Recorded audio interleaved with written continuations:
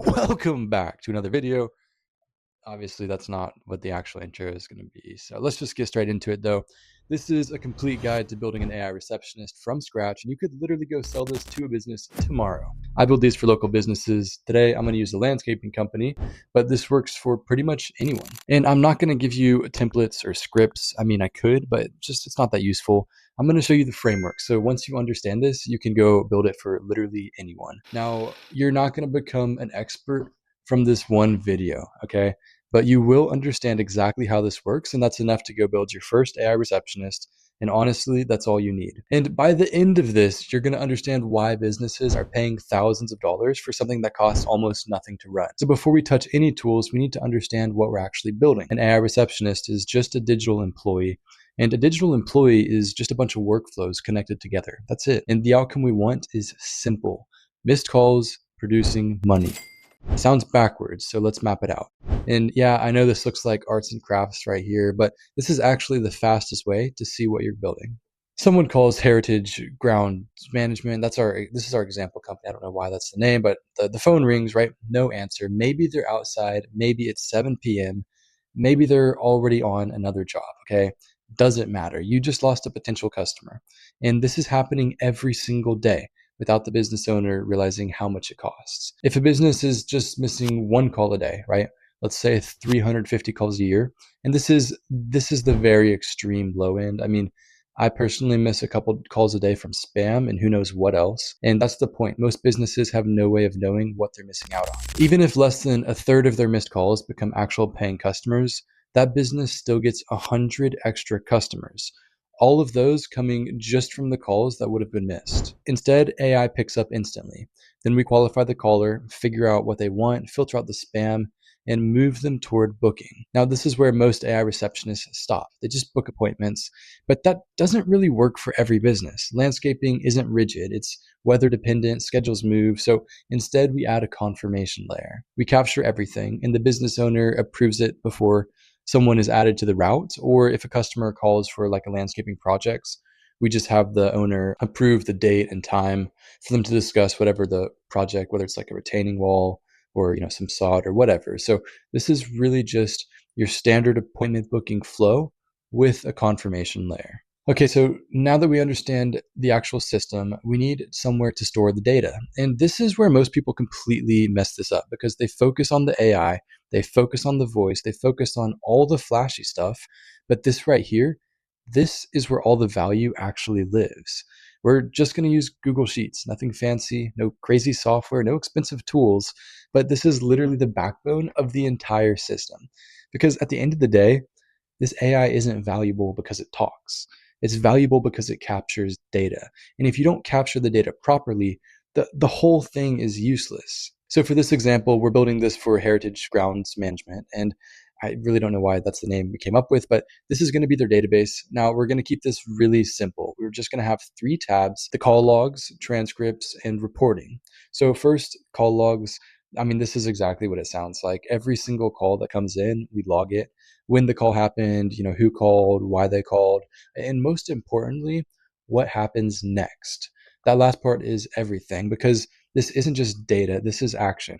Do we follow up? Do we ignore it? Is it spam? Is it a high value lead? That decision comes from the data. And we're also going to track some extra details here like call ID, call duration, and even how much the call cost us. Yeah, we can literally track how much each conversation cost us, which sounds kind of crazy, but it's actually super useful. Next, transcripts. This is just the full conversation, everything that was said on the call, and we're going to link it using the call ID. So everything stays very organized. Now, sometimes the transcript is enough, but sometimes you actually want to hear the call. So we'll also store the call recording because if something goes wrong, you really don't want to guess. You go back and listen to it. Now, this last tab, this is where things get interesting. This is reporting, and this is no longer just the raw data. This is the interpretation. So we can see things like total calls, total cost, and how many real leads we captured, what services people are asking for, and most importantly, is this actually making money? Because we don't convince clients that this works, we show them. If they want to, they can go through every single call, listen to everything, see every number, it's all there. And yeah, this isn't pretty. Like, This is going to look messy, but that's fine because this is not for the aesthetics. This is for accuracy. Now, technically, I mean, you could just share this very ugly spreadsheet with a client, but you probably shouldn't because if you want to actually look professional, you take this data and you turn it into a dashboard.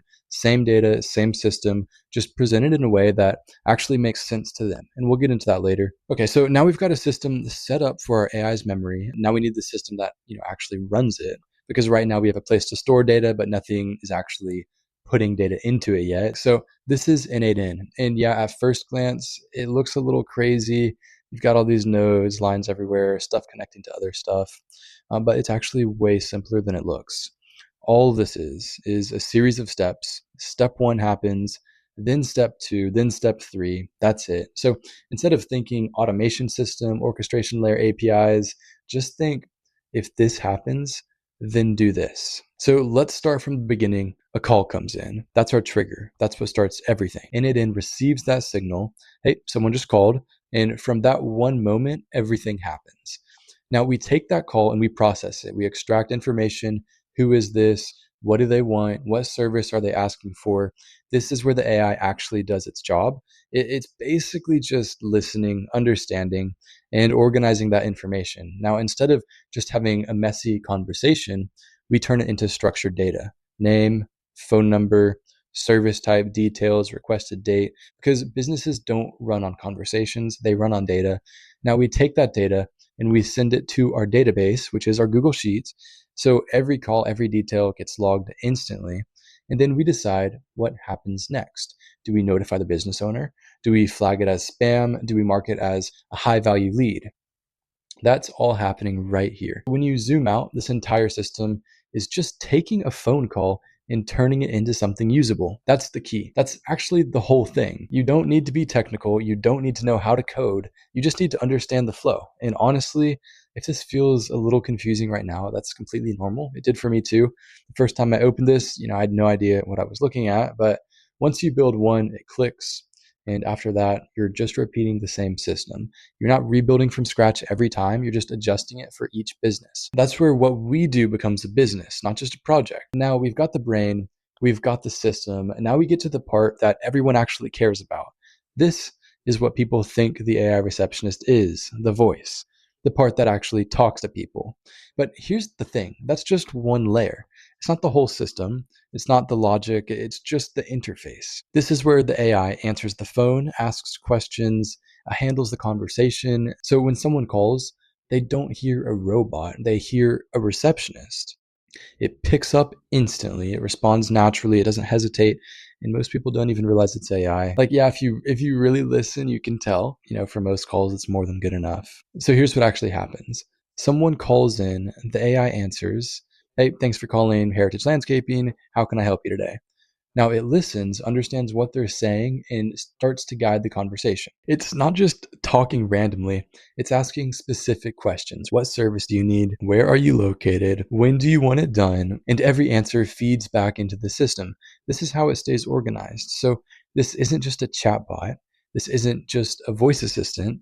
This is a system that's actually capturing real business data. Because a normal receptionist might forget things, might miss details, might be busy. This is different. Every call handled the exact same way every time. Now, is it perfect? No. You're going to get weird responses sometimes. That's always the case with generative AI. You're going to have edge cases. That's totally normal. That's why we test it. That's why we tweak it. And that's why we manage it closely and improve over time. And the crazy part is, this is only getting better. Like every few months, this gets noticeably more realistic. So test it out now, because now is the absolute worst it will ever be. So again, this is what most people think the product is, but it's really just one piece of the larger system. Now we've got the voice, we've got the logic, we've got the data. Now we actually need to test it and actually make sure that it works. Because this is where most people's system breaks, not when they're building it, when they actually try to use it. And this part isn't glamorous, it's not exciting, it's not flashy, but this is what makes the difference between something that looks cool and something you can actually sell. When you're testing, you're going to find issues. That's part of the process. Maybe it misunderstands something, maybe it skips a question, maybe it responds in a weird way. That's normal. When that happens, you don't panic, you debug it. And debugging just means figuring out where it went wrong. Was it the system prompt? Was it the logic? Was it the data? Every issue you find is just an opportunity to improve the system. So you fix it, run another test, fix it again, and you keep going until it feels solid. And yeah, it might take a few tries. It's not going to be perfect on the first time, but once it works, it really works. And the best part is you're not guessing if it works. You can literally see it in the data. Calls are getting logged, leads are getting captured. Nothing is getting missed. Compare that to a normal setup where you have missed calls, forgotten details, no tracking. You have no idea what's actually happening. With this, everything is tracked, everything is visible, everything is improvable, and that's what makes this valuable. Not just that it works, but that it keeps getting better. We've built it, we've tested it, we've improved it. Now we actually have a working AI receptionist. This is something you can literally demo to a business and get paid for. And once you've built one, you can build this for anyone. If you want to see how I actually sell these, that's the next video. Or if you want to see the full breakdown where I actually build this thing right there with you step by step, debugging it right there on camera, you have a much longer full course video that actually goes, I don't even know how long it's going to be yet, but it's going to be pretty long, start to finish, building the entire AI receptionist, every issue we run into. But I just wanted you to have a good overview so you can understand this. Some of you aren't actually going to be building it yourselves. You're going to have teams that do the devs for you, and you just need to understand it well enough to communicate it. Thank you so much for watching. Let's put a bow on this video. Yeah, let's do it.